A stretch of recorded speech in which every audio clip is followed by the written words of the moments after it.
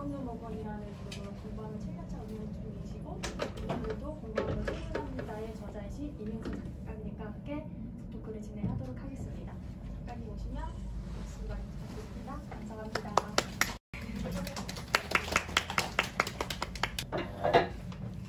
이렇게 앉아서 인사 다시 드릴게요. 저는 이제 연남동에서 이원누먹원을 운영하고 있는 이명성이라고 해요. 만나서 너무 반갑고요. 오늘 평일인데도 이렇게 와주셔가지고 너무 감사드려요. 아무래도 다른 분들도 좀 늦으시는 것 같은데 그래도 저희는 하기로 했으니까 정시에 시작하도록 하고요.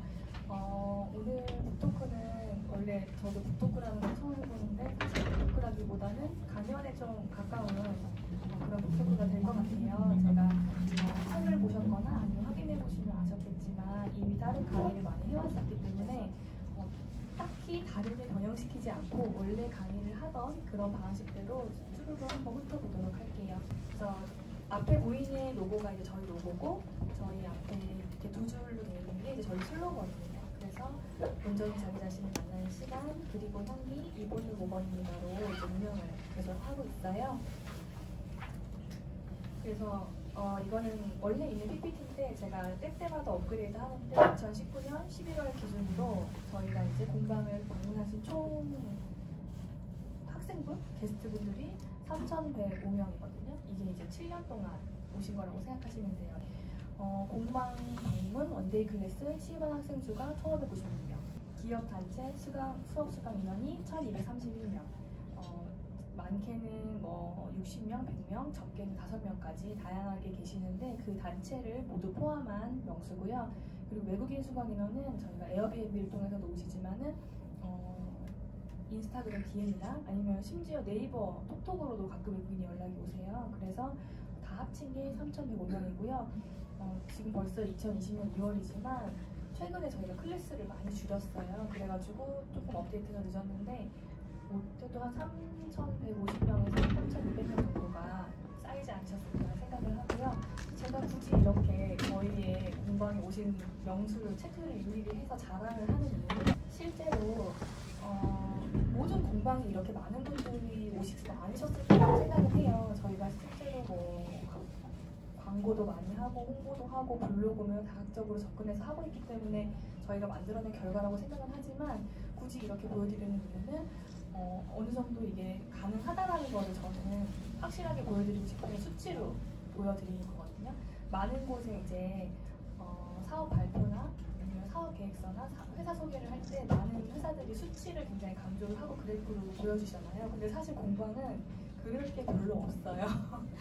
여러분들 해보시면 아시겠지만 뭐 매출로 얘기를 해도 괜찮겠지만 그거보다는 이렇게 몸면이 왔다 갔다 이게 중요한 것 같아요. 특히 저희 공방은 혹시 검색해 보시면 아시겠지만 연남동에서 좀 안쪽에 좀 깊숙한 곳에 있어서 사람들이 많이 다니는 길이 아니거든요. 그럼에도 불구하고 이렇게 오실 수 있다는 걸 한번 알려드리고 싶었고요. 저희 공방에 오신 분은 없으신 것 같으시니까 저희 공방 전경을 한 장 갖고 왔어요. 그래서 밑에 써있듯이 에어비앤비 캔들트립으로 진행하고 있는 클래스 사진인데요. 이게 3개국에서 오신 분이에요. 그래서 이제 아마 재작년 12월인 것 같아요. 저희 공방 전경을 살짝 설명을 드리면은 1층에 위치해 있고 전면 유리 공방이고요.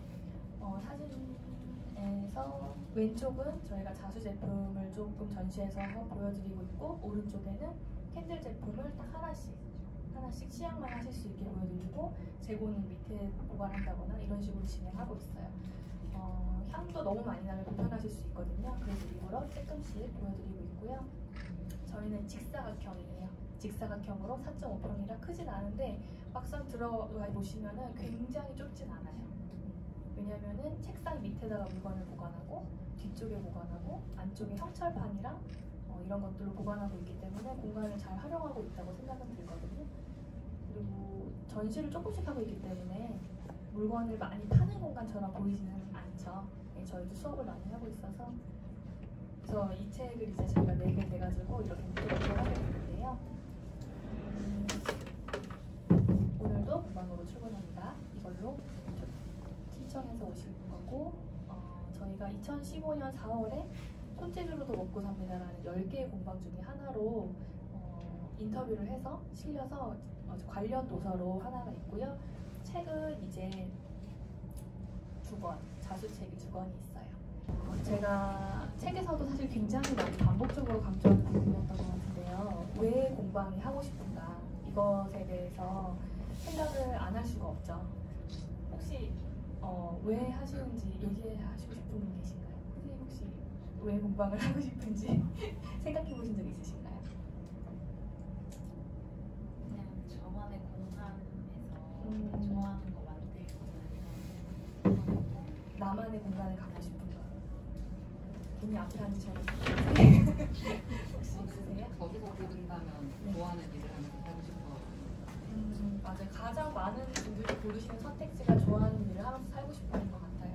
근데 저는 이제 책에서도 강조를 했지만 굉장히 어떻게 보면 피상적인 이유들이잖아요. 좋아하는 일 당연히 하고 싶은 거고 요즘에는 뭐 당연히 퇴사를 할 거니까 평생 직업을 위해서 나머지 제2의 인생을 계획하시는 분들도 계시고 여러 가지 이유들이 있는데 내 스스로가 내가 이전에 하던 일과 뭐가 안 맞는지 그리고 내가 좋아하는 일이라고 해도 그 부분에서 좀 더 디테일을 아셨으면 해서 저는 이 부분을 강조를 하는 거거든요. 그러니까 사람마다 자기가 하고 있는 일이 정말 딱 맞는 사람이 사실 몇 명이나 될까요? 왜냐면은 일이라는 게 하나부터 열까지 굉장히 많은 것들이 있는데 그 중에서 좋아하는 건 사실 한두 개고 대부분이 싫은 경우가 사실 굉장히 많으시잖아요. 근데 공방도 사실은 마찬가지거든요. 내가 좋아하는 일을 하고 있지만 만약에 만드는 걸 좋아한다고 했을 때 만들기만 하고 있을 수는 없으니까요. 공방에서. 그래서 왜라는 것들을 강조를 하고 있고요. 이 왜라는 거를 내가 생각만 하고 있으면 너무 추상적이고 그리고 생각이 생각으로 뻗어나가져서 내가 뭘 생각했는지도 뭐부터 시작했는지도 헷갈리시는 경우가 사실 굉장히 많아요. 그래서 제가 마인드맵을 시작해 보시라고 추천을 드리는데요. 마인드맵이라는 거 막상 해보면은요 생각보다 글씨를 쓰기가 쉽지가 않아요. 나를 중간으로 시작해서 내가 만들고 싶은 거 그리고 내가 하고 싶은 거 이렇게 한 3-4개 정도 이제 줄을 긋고 쓰다 보면은 거기서 사실 진전이 안 되시는 경우가 많거든요. 근데 그런 경우일수록 조금 더 자꾸 앉아서 반복적으로 좀 쓰는 거를 연습해 보시는 게 좋아요. 이런 것도 사실 훈련이거든요. 그래서 뭐 물건 아니면 내가 뭘 하고 있는 아이템이라고 할 수 있죠. 그거랑 뭐 내가 평소에 좋아했던 브랜드들이나 그리고 뭐 성격적인 부분에서 뭐 난 소심하다 아니면 나는 뭐 적극적으로 행동하신다거나 그러실 수 있잖아요. 그런 것들도 하나하나 적어보면서 그런 것들이 어떻게 대입될 수 있는지를 체크해 보시는 게 생각보다 되게 중요해요. 그래서 이렇게 나에 관련된 그런 것들을 나열을 하고 그 다음에는 내 공방 내가 앞으로 운영할 공방에 뭐 우리 핀터레스트 같은 것도 다들 하시죠. 거기 보시면은 나는 나중에 이런 거 하고 싶어 라면서 보드를 하나 만들어서 인테리어 하는 것도 집어넣고 이런 색감이 좋아하는 것도 집어넣고 아니면은 나는 지금 저는 자수를 하고 있으니까 예를 들면 자수를 하고 있지만 마크라메도 좋아 보이니까 마크라메 보드도 하나 넣어서 집어넣고 이런 것처럼 그런 것들을 글씨로 적은 게 공방에 대한 마인드맵이라고 생각하시면 돼요. 그래서 추상적이지만 우리 공방은 조금 파란색으로 좀 차가운 느낌이지만 냉정하고 고급스럽게 보이고 싶어. 이런 식으로 조금씩 구체화를 시킬 필요가 있다는 거죠. 그리고 뭐 벤치마킹할 브랜드 그리고 뭐 공방은 클래스를 할 것인지 판매를 위주로 할 것인지 아니면은 뭐 모임까지 해서 대관을 할 것인지 이런 공방의 종목을 얘기할 수 있는 공방의 형태도 얘기를 할 수 있겠죠. 그래서 내 공방이 어떻게 인용됐으면 좋겠다라고 제안을 두지 마시고 그냥 적어보시는 거예요. 아까는 나에 대한 거였잖아요. 근데 이번에는 공방을 대한 것을 적어보시면요. 지금의 내가 할 수 있는 일들과 나에 대해 적어가게 되는 거야. 그 내가 하고 싶은 미래의 공방을 써놓고 비교를 하면요. 그 중간에 있는 것들이 바로 내가 해결해야 할 투두리스트인 거예요. 지금의 내가 할 수 있는 일인데 예를 들면 뭐 미래의 공방을 제가 굉장히 고급스럽게 대리석이 쫙 깔리고 올 화이트 톤으로 해서 모든 가구도 다 짜서 집어넣고 이런 식으로 멋있게 하면 너무 좋겠죠. 요즘에 뭐 유행하는 느낌으로 하면 너무 좋겠지만은 막상 예산을 짜보고 해보면 그게 비현실적인 꿈일 수도 있잖아요. 그렇다면은 지금의 내가 할 수 있는 일들부터 하나하나씩 적어서 하나하나 해결해 나가고, 아니면 비용이 필요하다 그러면은 모을 수도 있는 거고 저축을 할 수도 있는 것들이고, 그래서 그 중간 것들을 모두 해결을 하면은 그게 바로 뭐 말이 쉽진 않겠지만은 공방을 오픈할 수 있는 시간이 되는 과정이 되는 거잖아요. 제가 이거를 말로만 하면은 너무 추상적이니까 그냥 제 상태에서 10년 후에 제 상황을 생각해서 제가 한번 이런 식으로 적어봤어요. 그러니까 제가 마인드맵을 하면 보여드리기 힘드니까 보이기 편하시게 이런 식으로 엑셀로 한번 정리를 해봤거든요. 그 저희 지금의 나죠. 지금의 나는 저는 이미 공방을 하고 있으니까 하고 있는 상황에서 정리를 한 거예요. 아이템은 캔들과 자수를 하고 있고요. 미래의 공방에는 저희 이제 캔들하고 자수가 좋은 아이템이고 제가 너무 좋아하는 거기는 하지만 제가 느끼기에 최근에 풀이 너무 작다고 느꼈어요. 자수를 하는 사람들이 많지만 자수를 아예 하기 싫어하는 사람도 훨씬 더 많잖아요. 그래서 라이프 스타일 굿즈를 추가를 해야겠다라고 생각을 하는 거죠. 그럼 전 여기서부터 여기까지 지금의 나부터 미래 공방까지 벌써 해결해야 될 일이 조금 생겼죠. 그 어떤 건지 느낌이 오시죠? 그리고 브랜드 이름은 당연히 똑같을 거고요. 슬로건도 저희 성격이기 때문에 똑같을 거예요.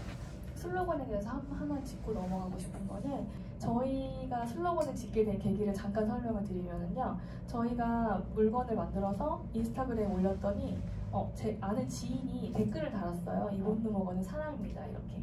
그래서 저희는 그게 너무 감동적인 거예요. 제가 짓지 않았지만 우리 고객이 그걸 쓰고 그렇게 느꼈다는 게 너무 마음에 들어서 슬로건을 그렇게 3년을 썼어요. 이본드먹어는 사랑입니다를 예전 엽서에 보면은 그렇게 써 있어요. 블로그에서도 많이 썼었고요. 근데 온전히 자기 자신을 만나는 시간, 그리고 향기라는 거는 저희가 팜플렛을 제작하게 되면서 뭔가 좀 더 저희 성격을 굳혀야겠다라고 생각을 한 거예요. 제가 여기서 강조하고 싶은 부분은, 여러분들이 뭔가를 시작할 때 처음부터 이걸 가지고 평생 해야겠다라고 생각하면은 너무 힘이 들어가서 이름이나 슬로건을 짓기가 너무 어려워요. 그리고 뭔가 거창한 거를 해야 될 것 같고 뻔하면 안 될 것 같고, 그러니까 고민을 하다가 못 정하시는 경우가 되게 많거든요. 근데 이런 것들을 하나하나 정해야지 다음 스텝을 밟을 수가 있어요. 슬로건 같은 경우는 요즘에 봉준호 감독이 그 말 하셨죠. 가장 개인적인 창의적인 거라고. 모든 게 다 그렇진 않죠. 그렇진 않지만 저는 그 말을 어떻게 이해했냐면은, 가장 개인적인 게 가장 공감을 살 수 있다고 생각을 해요. 제가 얘기하고 싶은 거는 너무 거창하고 너무 화려하지 않더라도 소박한 거부터 하나하나 내 거라고 생각하고 정하시면은 그게 나중에 힘이 생기기도 하고, 저처럼 몇 년이 지나서 바꿔도 크게 상관이 사실 없어요. 왜냐면 엄청 유명한 사람이 아니고서는 뭘 바꾼다고 해서 그렇게 티가 나지도 않아요, 사실. 그렇기 때문에 뭔가 발전하는 형태대로, 그 순서대로 그렇게 바꾸시면서 해도 상관이 없고요. 그리고 저희는 우선 형태가 지금 오프라인 공방과 온라인을 같이 하고 있는데요. 작년부터 저희가 이제 온라인에 힘을 싣기 시작했어요. 그래서 그 이유는 이제 연남동에서 최대한 오래 있고 싶지만 만약에 뭐 월세도 너무 많이 오르고 그리고 유지 비용이 너무 많이 든다고 생각이 된다면은 조금 교회로 이전을 해서, 제가 롤모델이 타샤 튜터 할머니거든요. 그래서 그런 분들 많으실 것 같아요. 그래서 타샤 튜터이기 때문에 조금 그런 것들을 약간 담게라도 실천을 하려면 교회로 사실 이전을 해야겠죠. 그래서 그런 것들을 생각했을 때 오프라인 공방만 수업만 유지해서는 저희가 한계가 있기 때문에 온라인을 추가를 한 거예요. 비용도 비용이지만 돈을 더 많이 벌고 싶다는 생각도 있지만 교회로 나가도 할 수 있는 일을 제가 찾는 거죠. 그래서 예를 들면은 제가 보면 교회가 뭐 되게 많잖아요. 오면서도 지금 다른 친구분이랑 뭐 어디로 가고 싶다 이런 얘기를 하면서 왔는데, 예를 들면은 제주도 너무 좋죠. 좋은데 저 같은 경우는 온라인을 하고 있기 때문에 택배비가 너무 비싸잖아요. 그렇기 때문에 제주도는 제외한다든지 이런 식으로 하나하나 계획을 저도 쌓을 수가 있는 거죠. 그리고 스타일 같은 경우도 오리엔탈 빈티지였는데 조금 더 평범하고 보통 조금 대중적인 아날로그적 라이프 스타일로 이미지를 바꾸려고 하고 있고요. SNS 좀 넘어가고, 타겟도 저희 원래 20대 중반에서 40대 중반. 이따가 벤치마킹이나 타겟에 대해서 얘기를 한 번 더 하긴 할 건데, 저희는 이제 자기를 사랑하는 자기한테 투자할 수 있는 여성이 저희의 타겟이었거든요. 그래서 20대 중반부터 40대 중반에 좀 포괄적인 여성이었는데 저희가 타겟을 1인 가구로 바꾸기로 했어요. 왜냐면 아까 말씀드렸듯이 풀이 적다고 생각되니까. 그래서 이런 식으로 하나하나 저희도 체크리스트가 만들어지는 거죠. 그래서 여기 보시면 아이템, 브랜드 이름 여러 가지 등등등이 여러분들도 생각해야 되는 리스트라고 생각하시면 돼요. 이런 것들이 단박에 생각하기는 쉽지 않겠지만 이렇게 적어놓고 한번 정리해놓고 지금 내가 가지고 있는 것만 가지고 정리를 해놓고 미래의 공방 쪽으로 넘어가서 하나하나 한 번 더 생각해서 나는 지금 이렇게 생각하지만 미래에는 좀 더 이런 더 다른 걸 하고 더 발전된 걸 하고 싶다는 거를 정리하시면 조금 더 생각이 발전이 되실 거예요. 쓰는 게 되게 중요해요. 생각보다 생각하는 것보다. 그래서 나도 손재주로 먹고 살 수 있을까? 이거에 대해서 첫 번째 얘기하고 싶은 것이 작품, 제품, 상품의 차이인데요. 제가 책에도 쓰긴 했는데 혹시 아시는 분 계신가요? 나 이거 알아요. 나는 아티스트인가 사업가인가? 이게 참 별거 아닌 것 같은 질문인데 우선은 작품은 다 아시죠? 작품은 하나밖에 없는 거죠. 어디든 가도 이거 하나밖에 없고 그리고 가격도 내 마음대로 할 수 있죠. 비싸도 상관없고 싸게 팔아도 상관없지만 어쨌든 작품은 내가 좋아서 만드는 거기 때문에 타깃의 차이예요. 온전히 나를 위해서 만드는 거죠. 그리고 누가 뭐라고 해도 상관이 없죠. 안 사고 싶다고 해도 상관이 없죠. 별로라고 해도 상관이 없어요. 내 작품이니까. 하지만 제품 같은 경우에는 팔 수 있는 모든 물건을 제품이라고 해요. 그러니까 품질이 좋은 것도 제품이라고 말을 하기는 하는데요. 그러니까 예를 들면 이게 여기 있는데 제가 지금 먹다만 아메리카노인데 이거 팔 수 있을 것 같다고 제가 생각하면 제가 생각한 제품이 이건 거예요. 그렇게 생각하시면 돼요. 그래서 제품은 제가 이걸 팔아야지라고 생각했다는 거는 누가 사겠거니라고 생각을 했기 때문에 팔아야겠다고 생각을 한 거거든요. 그러니까 타겟이 나와 그 누군지는 모르지만 살 그 중간인 거죠. 명확하지 않죠. 근데 상품이라는 거는 기획이 들어간 제품을 상품이라고 해요. 그래서 약간 별 차이 없는 데라고 느끼실 수 있지만은 가장 간단하게 예를 들면은 여러분들 11번가 같은 데 들어가시면 여름에 11번가 들어가시면 수영 물품, 물놀이 물품 판매 이러면서 쭈루룩 모여져 있잖아요. 그런 것들이 이제 가장 기본적으로 1단계 타겟팅이 돼서 기획이 됐다고 생각하시면 돼요. 근데 손으로 뭔가를 만드시는 모든 분들은 이게 내가 재밌어서 만들었기 때문에 내가 필요하고 내가 좋아 보이고 내가 만들고 싶은 걸 사실 만들거든요. 그래서 1차적으로는 작품이라고 생각하시면 돼요. 나는 작품을 만든 게 아닌데 어쨌든 작품이고 그럼 내가 이걸 만들어 봤는데 친구가 봐도 괜찮다고 하고 내가 봐도 완성도가 높은 것 같으니 팔아볼까? 라고 하면 제품이 되는 거거든요. 근데 문제는 사실 살 사람이 없는 거예요. 많은 분들이 그런 물건을 사실 만들고 계세요. 저도 마찬가지고 그랬고요. 하지만 이제는 누군가 이거를 살 것이다라는 전제 하에 만들어야 되거든요. 그게 바로 상품이에요. 그러니까 여러분들은 작품과 제품을 만들지 마시고 누군가가 필요할 것이다라고 생각을 한 상품을 만드셔야 되는 거예요. 제가 책에서도 제가 책에서도라는 얘기를 참 많이 하게 되는데 책이 나오기 전까지 제가 이런 얘기를 한 적이 없었는데 책에도 말씀을 드렸는데 저희 태사학교 학생인데 그분이 정말 너무 좋은 예를 갖고 오셔가지고 제가 한 번 더 반복적으로 말씀을 드리면은 그분이 실제로 본인이 회사를 다니는 여성분이셨는데 점심시간에 나가실 때 너무 많이 들고 나가면 불편하잖아요. 그리고 어디 막 식당에 놓고 오기도 하고 그러니까 계산할 카드랑 립스틱만 딱 가지고 나가고 싶으셨던 거예요. 밥 먹으면 우리 립스틱이 다 사라지잖아요. 그래서 2개만 들고 가고 싶은데 파우치는 너무 크고 핸드폰이랑 같이 들기 불편하고 주머니에 쏙 들어갔으면 좋겠고 그래서 가죽 공방을 다니시던 차에 그럼 내가 이런 걸 한번 만들어 보자 라고 해서 립스틱만 들어가는 두께로 카드 사이즈로 카드 지갑을 만드신 거예요. 자기 거를. 그랬는데 주변에서 동료들이 하나씩 만들어 달라고 하더래요. 그래서 이거 사람들이 필요로 하는 거야 라고 필요성이 생기신 거죠. 이런 과정이 사실은 가장 이상적이죠.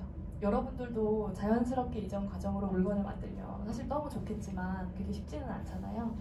그래서 물건을 만들 때 항상 타겟을 생각해서 구체화시켜서 만들 수는 없겠지만은 제가 하고 싶은 얘기는 습관을 들이셔야 되는 거예요. 내가 지금 물건을 만들 때 예를 들어 파우치를 만들었는데 필통 같은 파우치 사이즈를 만들었다고 생각해보세요. 그럼 제가 필통이 필요해서 만드신 거잖아요. 그러면 필통이 필요한 사람을 조금 더 구체화시키시라는 거예요. 뭐 예를 들면은 예를 들면 미대생이라서 목탄을 넣고 다니는 필통을 만든다고 생각해 보세요. 그러면 가루가 빠져나오면 안 되겠죠. 천 사이로 막 가루가 빠져나오잖아요. 그러면 방수 재질을 써서 파우치를 만드셔야 될 거 아니에요.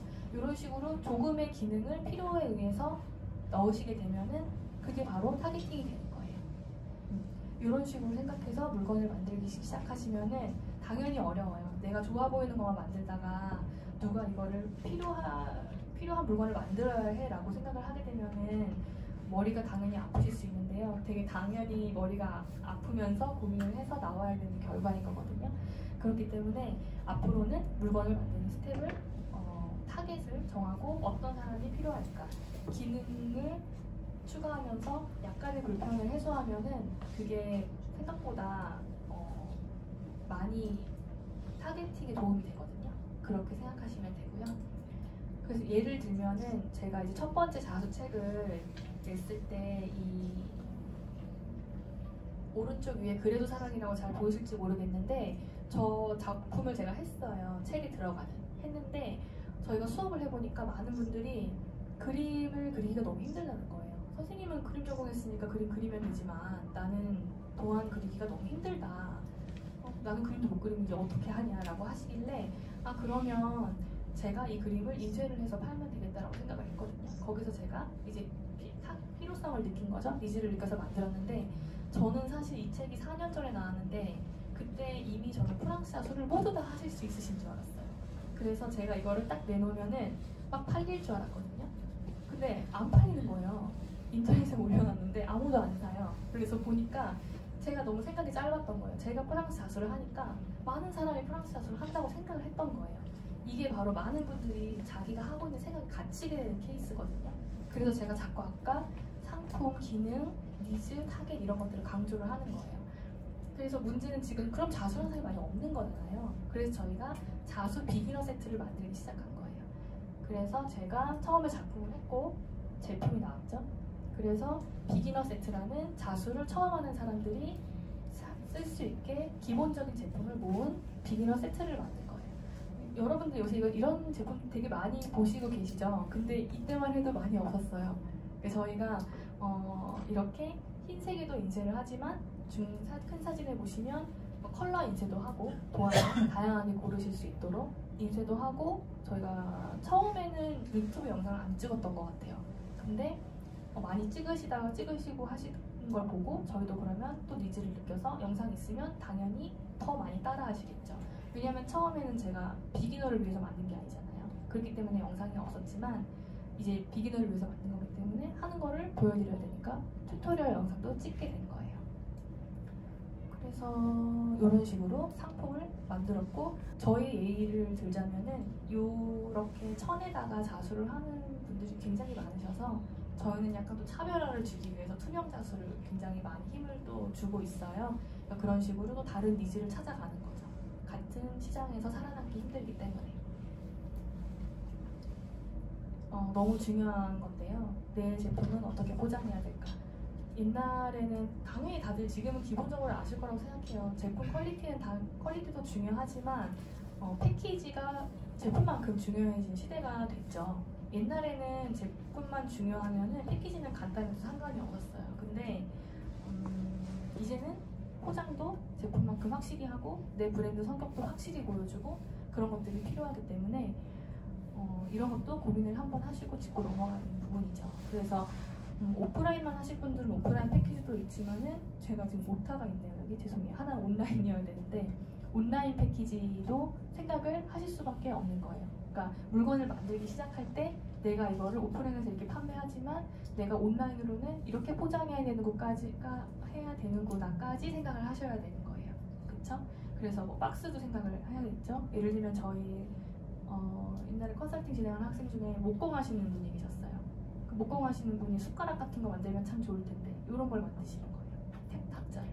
그러면 이분은 당연히 와서 사가시는 분도 계시고 목공은 제작 의뢰를 많이 하거든요. 그 환경에 맞춰서. 그럼 가서 설치하면 되는데 그냥 이렇게 단품으로 팔고도 싶으신 거예요. 그런 분 같은 경우는 이제 박스를 그러면은 그때그때 다 다르게 제작할 수가 없잖아요. 이런 것도 고민을 해보셔야 된다는 거예요. 뭐 깨지기 쉽다던가 아니면 너무 무겁거나 아니면은 뭐 이런 것들을 고려해서 패키지를 생각을 하셔야 되고요. 요즘에는 사용 설명서도 굉장히 기본적인 거죠. 요즘엔 사용 설명서를 한 단계 넘어서 브랜드 소개까지 같이 하고 계시잖아요. 물건을 받아보시면 같이 오는 것들이 여러분들이 기본적으로 다 해야 되는 것들이라고 생각하시면 돼요. 그래서 특별한 포장, 세트 구성 이런 것들은 제가 좀 더 이따가 말씀을 드릴 건데요. 이거는 이제 저희가 하고 있는 기본적인 포장인데요. 박스에 들어가는 스티커가 다 사이즈가 같아요. 제가 이거는 약간 예산을 줄일 수 있는 간단한 팁인데 일부러 제가 박스 스티커를 디자인할 때 바탕을 흰색으로 디자인을 했어요. 그리고 왜냐면 박스를 흰색으로 쓸 거라서. 그래서 많은 분들이 박스를 제작했다고 생각을 하세요, 실제로. 그리고 이게 이질감이 없기 때문에 보면은 스티커인 게 살짝 보이거든요. 근데 그래도 이질감이 없기 때문에 브랜드로 잘 받아들이시는 것 같아요. 이 패키지를 제가 이렇게 크라프트지도 쓰고 투명에도 쓰고 여기 박스 같은 경우는 사이즈가 다르지만 이게 너무 길면은 제가 반 접어서 아래로 붙여서 사용하고 있거든요. 그래서 하나만 출력을 해도 다양하게 활용이 가능하시다는 거. 이거는 저희가 이제 한 3년 전쯤에요.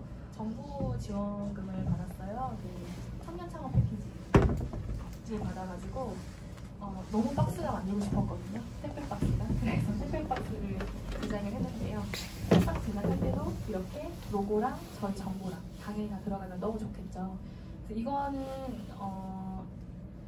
박스를 자랑하려고 또 제가 갖고 온 게 아니라 여러분들이 SBA나 K-스타트업 같은 데 들어가시면은 굉장히 사업 공고가 많아요. 근데 많은 분들이 공방을 하시는 분들은 거기에 아예 내가 포함되어 있지 않고 내 일이 아니다라고 생각하시는 분들이 되게 많거든요. 근데 나라에서 세금을 이렇게 창업으로 분류를 해서 한 이유는 뭐 고용 증진도 있지만 그게 아니라 시민들의 생활을 향상시키면 그게 바로 이제 지원 대상이 되는 거거든요. 저희가 물론 원데이 클래스를 한다고 해서 시민들이 하는 그런 일상에 확 향상이 되지는 않지만 증거로 내기는 힘들지만 저희 계획을 잘 쓰고 사업계획서를 잘 쓰면은 여러분들도 다 해당이 된다고 생각을 하시고 그걸 보셔도 된다는 말씀을 꼭 드리고 싶어서 저도 받았어요. 이렇게 갖고 온 거거든요. 그러니까 굉장히 많은 지원이 있어요. 지금 저기 마스크를 쓰고 계신 분이 저희 장원 선생님이신데요. 저희 장원 선생님도 저희랑 같이 상의를 해서 작은 브랜드를 하나 만들었거든요. 그게 바로 저희가 판매하고 있는 배시댕기인데 배시댕기의 그 브랜드 이름이 아함이에요. 아함이라는 배시댕기 브랜드를 만들어서 저희가 판매도 하고 있는데 그 아함이 상표 취득을 하고 계세요. 왜냐면 그것도 지원을 받으셨어요. 특허를 내는 것만도 지원을 해주시거든요. 저희가 만약에 그게 지원이 안 되면 권리사분한테 많게는 30만 원, 적게는 15만 원 이렇게 비용이 나가요. 그러니까 이런 소소한 부분도 지원을 받는 게 가능하시다는 거예요. 그리고 제가 책에도 세금 문제를 다룰 때 전화하세요 이렇게 쓴 게 조금 마음에 걸렸는데 마찬가지예요. 다산콜센터 전화하셔도 되고요. SBA나 K-스타트업 사이트 들어가서 저 지금 이런 상황인데 이거 관련돼서 상담할 수 있는 부서 있나요? 라고 하면 정말 친절하게 다 알려주시거든요. 그래서 여러분들은 이제 사업을 하시거나 공방을 시작할 생각이 있으시면은 무조건 전화하는 버릇을 들이세요.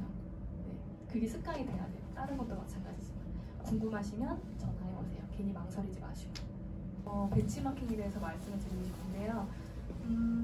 벤치마킹도 이제 어떻게 하는지 벤치마킹 뭔지는 다 아시잖아요. 이렇게 하는 거를 잘하고 있는 거를 내가 유사하게 비슷하게 해서 나도 이런 게 사업성이 있으니까 나도 해보겠다. 이게 가볍게 말하는 벤치마킹인데 약간 제가 책에서도 썼듯이 이렇게 정독하듯이 벤치마킹을 하는 게 저는 제일 좋은 것 같아요. 그 브랜드가 뭘 팔고 있고 그리고 어떻게 홍보하고 있고 어떻게 사이트가 구성되어 있고 이런 것들을 1부터 10까지 가능하면은 엑셀 파일로 정리를 하시더라도 아까 제가 투두리스트에 보면은 브랜드 이름부터 슬로건, 홍보 이런 것들이 다 리스트화가 돼 있었잖아요. 그런 식으로 벤치마킹을 하시면 제일 좋거든요. 그래서 나열을 하자면 전체적인 제품 구성, 그리고 타겟 브랜드만의 특성, 슬로건 강조점 계속 강조하는 부분이 있거든요. 모든 브랜드들이 그게 기준으로 해서 새 신상품도 만들고 그걸 기준으로 해서 홍보도 하고 그걸 기준으로 해서 광고 모델도 섭외하고 그걸 기준으로 해서 색깔도 만들고 그러니까 이렇게 기준을 하나 정해놓으시면은 여러분들이 뭘 하실 때도 선택을 하시기가 좀 수월해요. 계속 고민하게 되거든요. 좋아 보이는 게 너무 많으니까 이 스타일로 할까 저 스타일로 할까 계속 고민을 하는데 기준이 하나 정해져 있으면 좋아요. 그리고 브랜드 타겟층, 그쵸? 타겟층 당연히 중요하겠죠. 그리고 SNS 구성, 뭐 해시태그는 이제 키워드나 검색 용어라고 생각하시면 되고요. 그 브랜드에서 패키징은 어떻게 하고 있는지 이런 것들이 중요하죠. 그래서 그냥 이거는 강의니까 저의 브랜드를 그러니까 어떻게 하고 있는지를 알려드리는 게 저는 가장 현실적이라고 생각을 해서 이렇게 PPT를 만들었었는데요. 우선은 제품 구성인데요. 가격대별 구성. 그러니까 내가 좋아하는 어떤 물건의 퀄리티나 패키지나 금액이나 이런 것들이 모두가 다 좋아하는 게 아니거든요. 제가 좋아하는.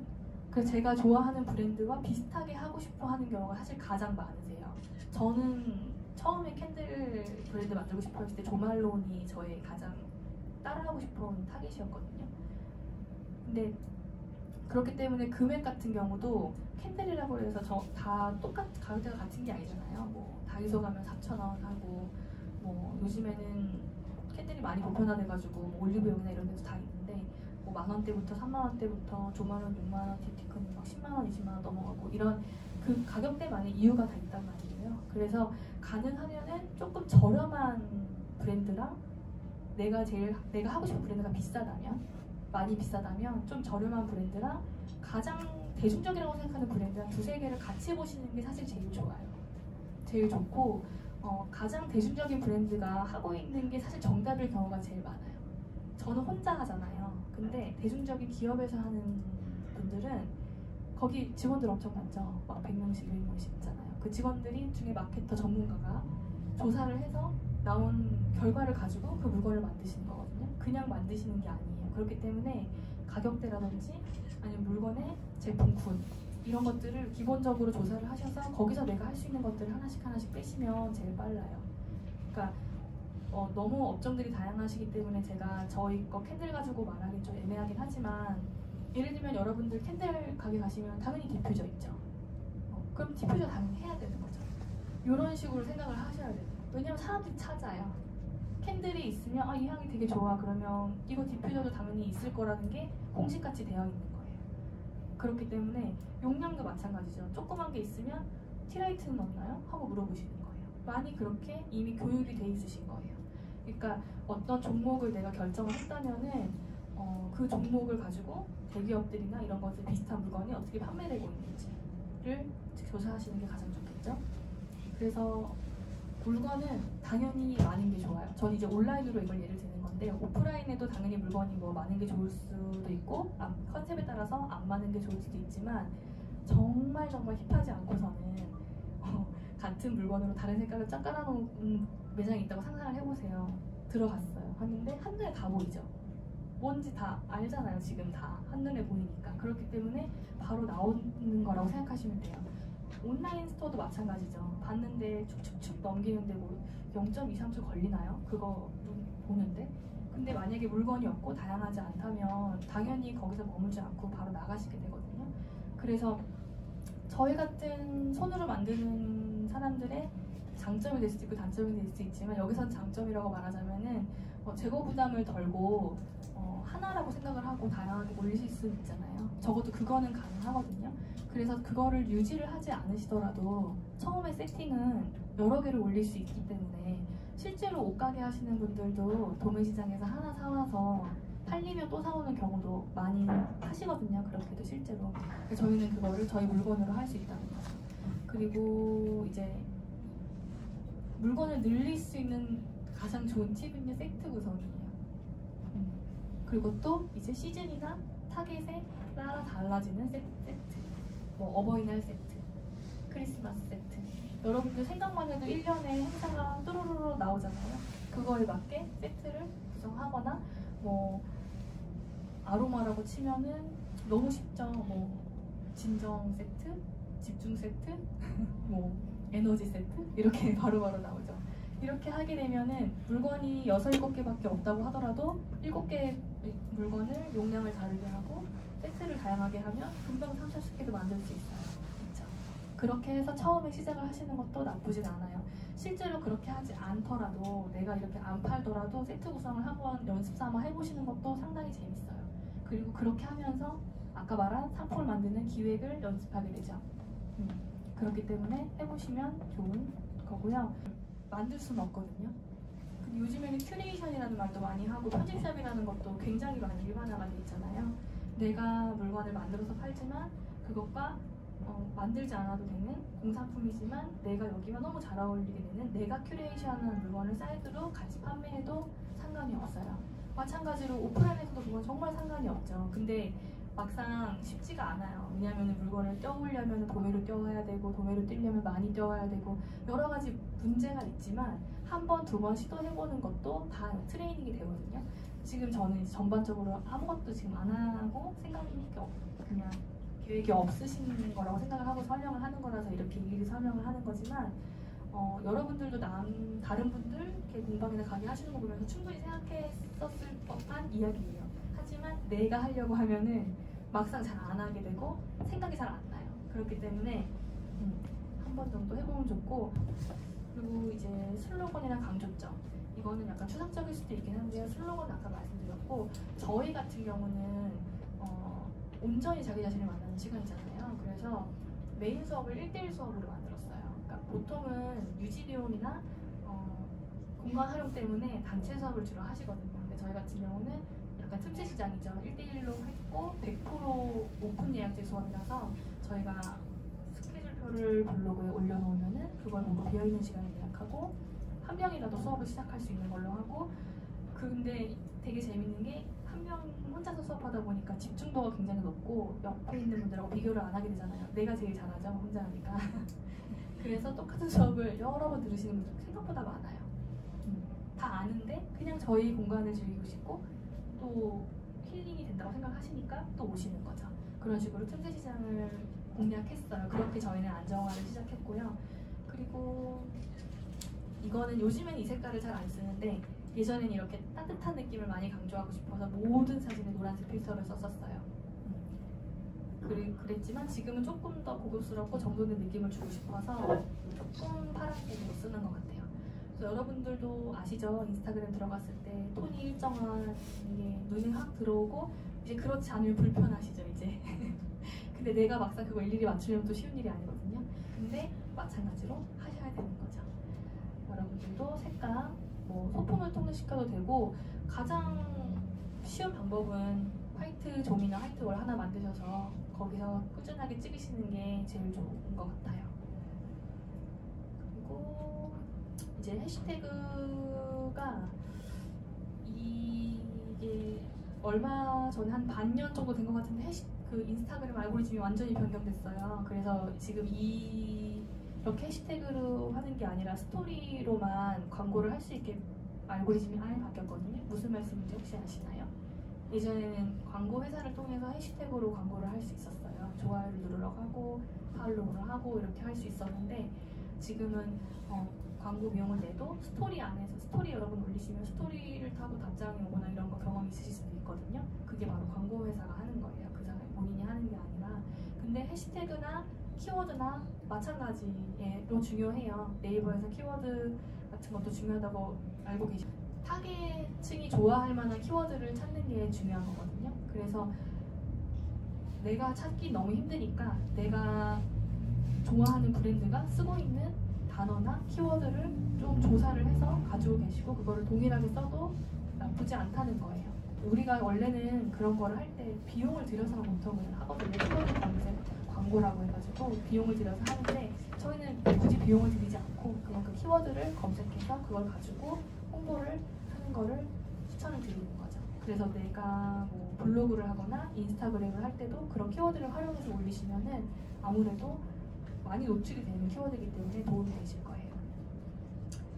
패키지는 아까 얘기했기 때문에 간단하게 하고 넘어갈 건데요. 여기 왼쪽에 있는 사진에도 제가 디퓨저랑 큰 사이즈 캔들 그리고 리필 디퓨저 다 똑같은 스티커를 사용하고 있거든요. 그래서 저는 모조제로 출력을 해서 제가 핸드 캘리그라피 이렇게 손으로 써가지고 하기 때문에 조금 비용을 많이 감저를 했죠. 이게 스티커도 종류별로 모두 출력을 하게 되면 그것도 사실 비용이 만만치 않고 의외로 관리도 쉽지 않아요. 왜냐하면 1000장씩 이렇게 쌓여있기 때문에 막 한 20종이다 이러면 20개씩 막 쌓여있는 거라서 섞이기라도 하면은 머리 아프고 그렇게 되거든요. 그래서 패키지의 중요성은 다른 거 없고 이제 통일감이에요.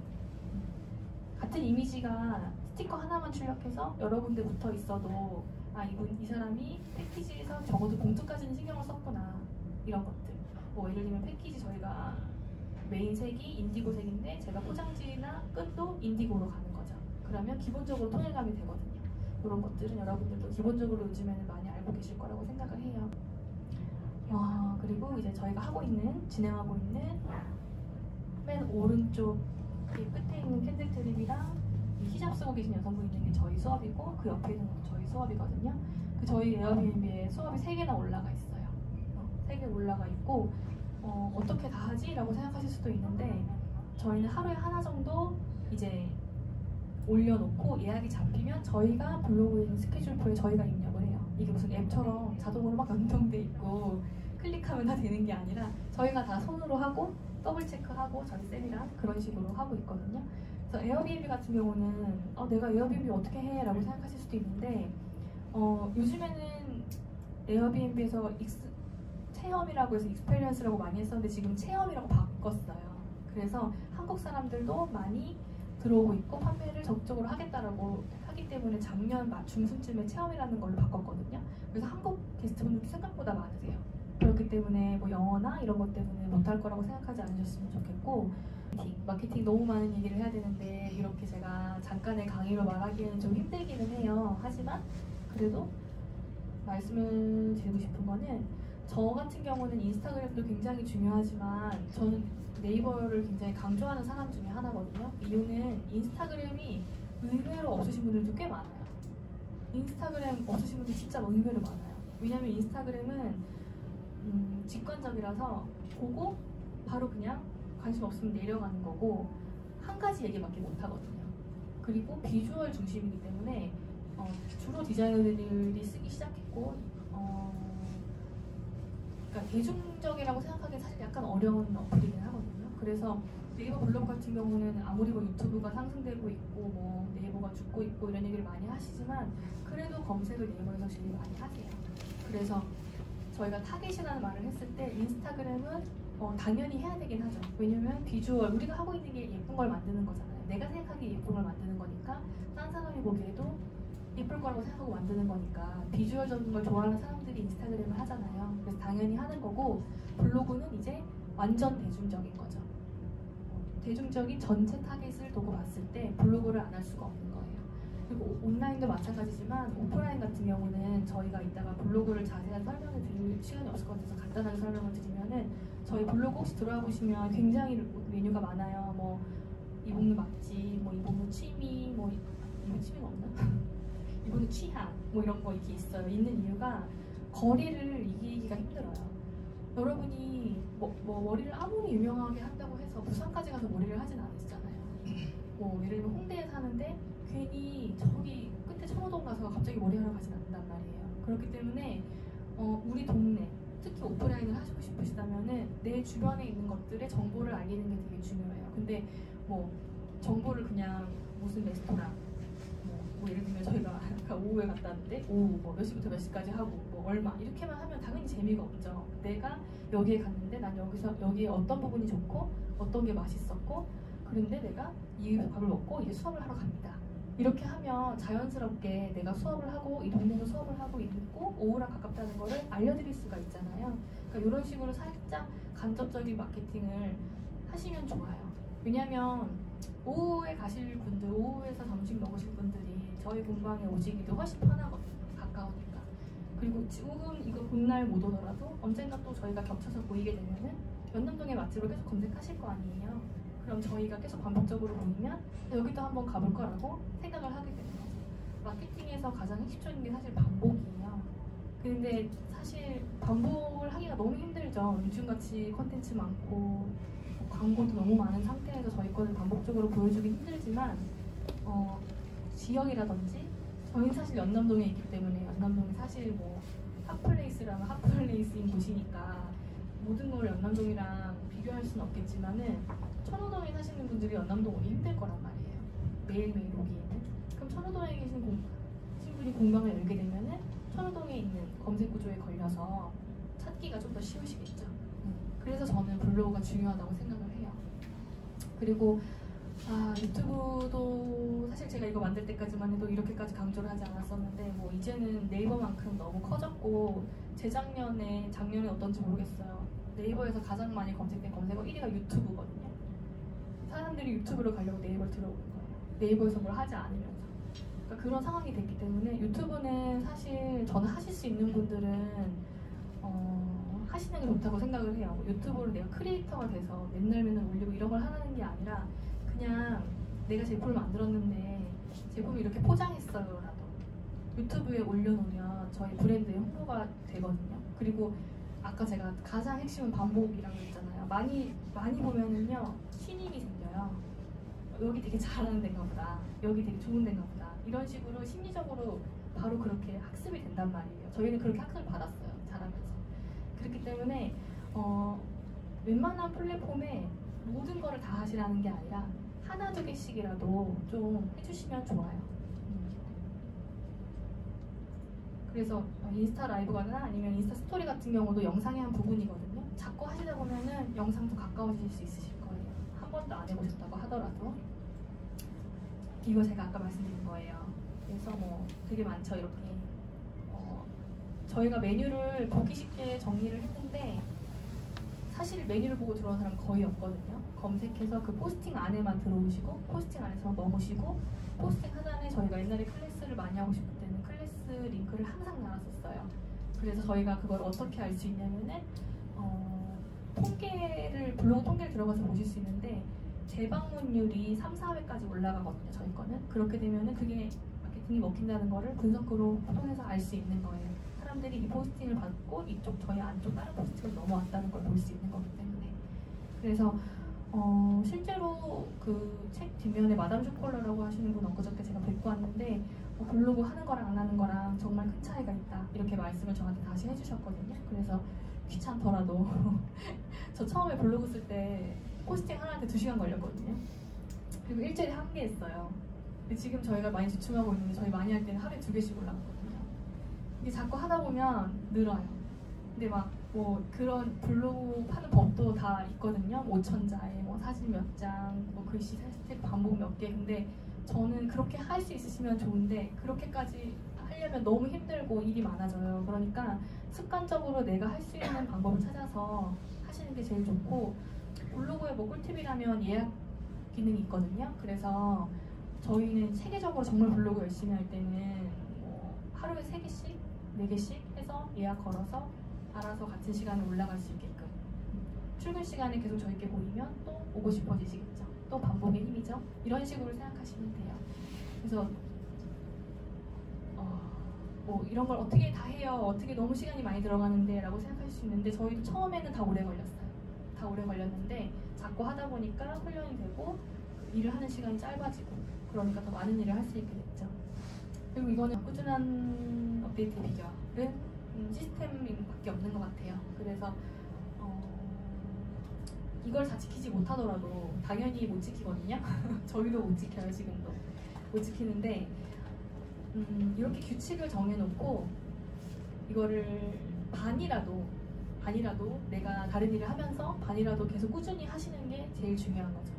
가장 중요한 거는 꾸준히 하는 거예요. 그래서 저는 지금 좋은 이상적인 예로 매일 하는 걸 예를 들었지만 나는 도저히 못해 이렇게까지는. 그러면은 인스타그램 일주일에 2개, 일주일에 블로그 2개 이렇게 해서 그거만 계속 하셔도 안 하는 것보다 훨씬 낫겠죠.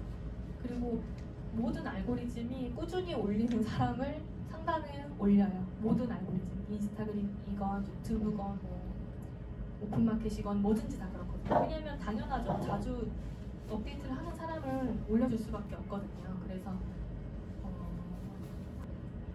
제가 5분 정도만 더 쓰고 질문으로 넘어갈게요. 그래서 뭐 얼마나 벌까 이것도 막 다 얘기하기엔 너무 힘들지만 여러분들이 창업 시뮬레이션을 하려면 얼마나 들고 얼마나 벌까, 얼마나 벌어야 유지할 수 있을까 이거를 알려면 당연히 원가 계산을 하시고 얼마를 벌 수 있는지 파악을 하셔야겠죠. 그래서 뭐 기본적으로 재료랑 그리고 포장재 이런 것들이 원가라고 많이 생각을 하시는데 거기에 인건비까지 들어가고 저희가 뭐 만들 때 굶으면서 하진 않잖아요. 밥도 먹고 세금도 내고 또 저 같은 경우도 월세도 내거든요. 그리고 왔다 갔다 하시면 교통비도 들고 그런 거 다 들어가는 돈이에요. 이거를 다 일일이 넣으면 정말 남는 게 없는 것 같거든요. 그래서 이런 것들을 퍼센트지로 빼시면 좋아요. 뭐 4%, 5% 이렇게 내가 원가랑 판매된 금액에서 빼면 순수익이 되는데 순수익에서 몇 프로는 항상 빠지는구나. 이렇게 생각을 해주시면 돼요. 그래서 이렇게 계산을 해보면 생각보다 돈이 얼마 안 남을 수 있잖아요. 그래서 이거를 가지고 제가 뭐 실망하시거나 이렇게 사기가 저하되거나 이렇게 하시라고 말씀을 드리는 게 아니라 내가 일을 1시간을 했을 때 아니면 내가 1시간을 걸려서 이걸 만들었을 때 얼마가 남는다는 건 확실히는 알고 계셔야 돼요. 이걸 사실 안다고 해서 갑자기 돈을 많이 벌 수 있는 것도 아니고 제가 이 원가가 얼마가 남는다고 해서 갑자기 물건 값을 엄청 올릴 수도 없거든요. 왜냐면 이미 시장에 존재되어 있는 가격이 정해져 있고 사람들이 살 수 있는 가격이 정해져 있어요. 하지만 내가 뭔가를 만들 때 이걸 정확히 알고 계시면 예를 들면 A 물건이 있고 B 물건이 있고 C 물건이 있어요. 근데 A 물건보다 B 물건이 뭐 시간이 좀 더 오래 걸려요. 예를 들면 조금이라도 더. 그러면 B보다는 A를 만드는 게 낫겠죠. 이런 나만의 기준점을 여러분들이 스스로 만드셔야 된다는 거예요. 샌드메이드 세계가 너무 넓어서 너무너무 다양해요. 초 같은 경우도 사람들이 구우면 끝나는 줄 알잖아요. 하나 만들면 하나 여기 놓고 구우면 되죠. 근데 300개 만든다고 생각해보세요. 300개 만들 공간이 있어야 돼요. 한 번에 300개를 구울 수도 없어요. 공간이 없어서 어떤 상황을. 그러니까 이런 것들을 하나씩 생각을 해보셔야 되는 거거든요. 그래서 어쨌든 여러분들이 인건비를 계산하거나 이거에서 제일 중요한 거는 내가 그걸 일을 하는데 얼마나 걸리느냐가 되게 중요해요. 그러니까 시간을 되게 많이 간과를 하시는데 내가 뭔가를 할 때 그거에 내가 드는 시간 그리고 내가 어디서 하는지 좀 중요하죠. 집에서 하면 너무 좋죠. 월세도 안 나가고 그냥 내가 원래 쓰는 공간에서 하는 거니까. 근데 만약에 뭐 어디를 임대해야 된다거나 아니면 뭐 장비를 빌려야 되시는 경우도 있어요. 상황에 따라서는. 그런 것도 염두를 해둬야 되는 거죠. 저는 세금도 넣어서 계산해요. 저희는 항상.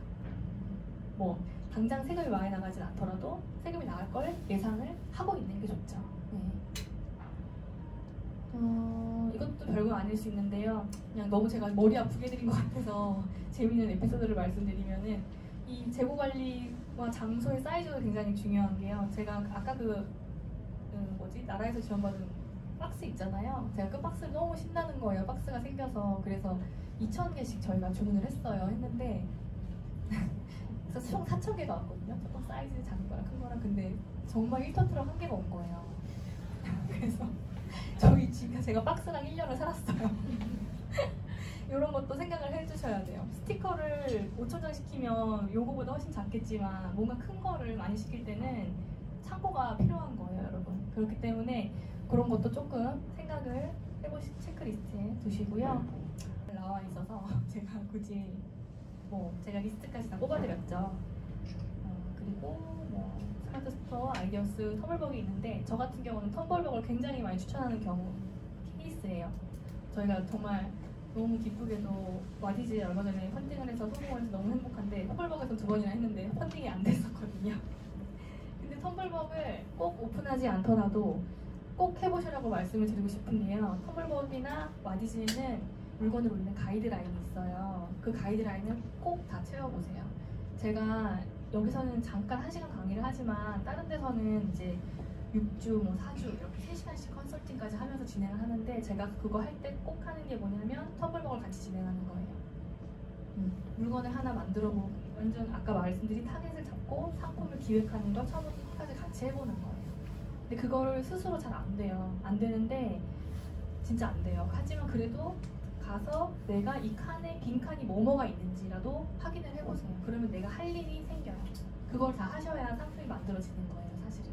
그래서 텀블벅이나 와디즈는 정말 꼭 추천을 드리고요. 에어비앤비 안 되겠고 네이버 쇼핑은 스토어팜이고요. 클래스 원어원 같은 경우도 제가 그리고 밑에 막 아이디어스 핸드입을 하비풀한테 썼는데 요즘에 클래스 원어원을 따라서 정말 또 플랫폼이 많이 생겼기 때문에 이거는 뭐 저도 모르는 플랫폼이 계속 생기고 있어서요. 한번 알아보시는 것도 괜찮을 것 같고요. 클래스 원어원은 제가 있어서 그런 게 아니라 차이점이 솔직히 좀 있긴 있어요. 왜냐면 수요 조사를 하기 때문에 이게 팔릴지 안 팔릴지 여기는 안 팔리면 아예 안 만들거든요. 그게 되게 중요한 포인트예요.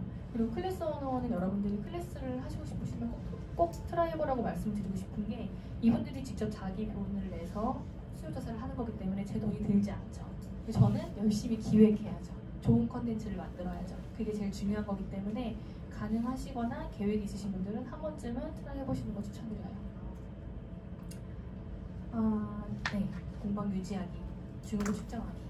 너무 당연한 얘기죠. 해야 될 일은 그때 해야 되는 거. 근데 잘 안 되죠. 일의 종류는 3가지로 나눌 수 있는데 중요하고 급한 일, 중요하지 않지만 급한 일, 급하지 않지만 중요한 일. 근데 여기서 제일 중요한 거는 사실 급하지 않지만 중요한 일이에요. 많은 분들이 급하지 않기 때문에 간과하는 것들이 신제품 개발이라든지 아니면은 뭐가 있을까요? 너무 많아서 신제품 개발 같은 거 아니면은 다음 시즌 준비 이런 것들이 급하지 않으니까 하다가 그날이 되는 경우가 사실 굉장히 많거든요. 그리고 눈앞에 보이는 급한 일 꺼야 되니까 보통 그거 하느라고 시간이 모자라기 마련인데 그래서 이거 아니고 다른 사진이 아마 책에 들어있을 텐데 이게 이제 저희 기본적인 2번째 워크시트인데요. 일주일을 한눈에 볼 수 있도록 했고 저희는 보통은 동그라미, 세모, 네모 이렇게 일을 나눠서 체크해서 분석하라고 하기는 하는데 저희는 그냥 공간으로 나눠 썼어요. 저기가 제일 급하고 중요한 일이고 이쪽이 급하지 않지만 중요한 일이니까 뭐 시즌 준비라든지 신상품이라든지 다음 주에 해야 할 일 아니면 한 달 후에는 꼭 해야 될 일 이런 것들을 정리를 했었고요. 일주일 동안 이제 리스트 나오는 거 보실 수 있어요. 그래서 이거는 습관, 모든 게 훈련인데 습관을 들이셔서 자연스럽게 일의 중요도를 나누실 수 있게 하는 게 아무래도 중요하고요. 그래야 놓치지 않게 되거든요. 일들을. 이런 것들이 중요하니까. 그리고 가능하시면 데일리, 위클리, 연단위 짜시는 거. 너무 할 게 많죠. 그래도 뭐 위클리나 연단위까지는 안 가더라도 이번 주, 다음 주까지는 준비하시는 게 좋고요. 계절하고 시즌별도 해당이 된다면 체크를 해서 최소한 2달 전에는 준비를 해야 그 시즌을 맞을 수가 있더라고요. 왜냐하면 2달 전에 준비를 해도 평소에 하는 일 때문에 그 일을 하지를 못해요. 그래서 2달 전부터 체크를 하셔서 해놓으시는 게 좋다는 거. 제가 너무 호로록 지나가서 좀 죄송하면서도 너무 생각을 많이 하게 해드린 것 같아서 좀 마음이 안 좋은데요. 혹시 질문 있으면 한번 받아볼게요.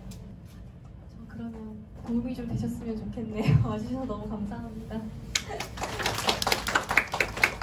저는 계산대에서 합류하고 있습니다. 알아주시 부탁드립니다. 네, 감사합니다.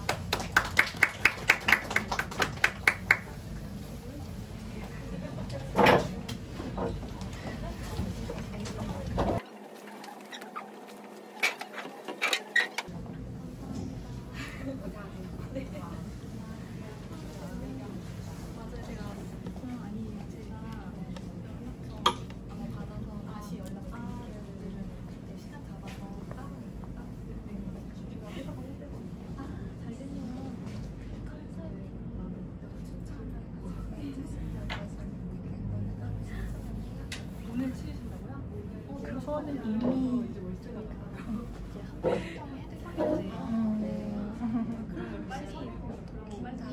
중요한 거 많이 시키면 저보다 더 생각하시나?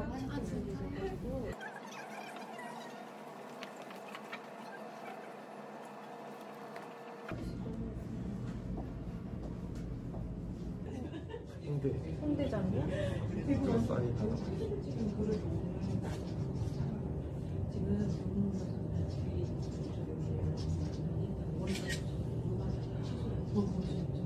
왜냐면 어떻게 될지 몰라가지고 아무 뭘 하는지 모르겠어요. 감사합니다.